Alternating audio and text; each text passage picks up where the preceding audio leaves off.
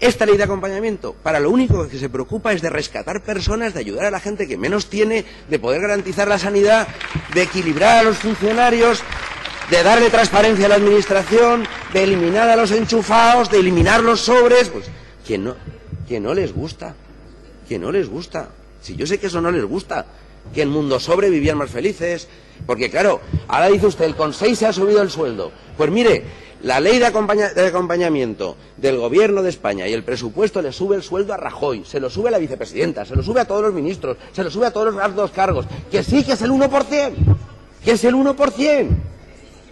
Y vosotros, jolín, la ley, después de, ustedes tienen que mantener una ficción, esto va bien, las cosas no van mal, ahora podemos devolver la paga extra, no sé qué, no sé cuánto, subimos el 1%.